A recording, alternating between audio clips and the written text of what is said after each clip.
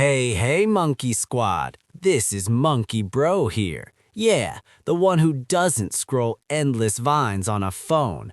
I climb real trees and grab fresh bananas. Today, Monkey Bro gonna tell you a real story. A story about my buddy, Chimp Charlie. Back in the jungle, Charlie was the nicest monkey ever. He shared bananas with everyone, sat on branches listening to girl monkeys' problems, nodding like, yeah, your drama is huge. But no girl monkey ever wanted to go on a banana date with him. Why? Because his attractiveness meter was empty. Yellow teeth, messy fur, bad smell, posture like a bent banana peel. Monkey Bro saw Charlie crying one day. Bro, I'm so kind. Why friend zone forever?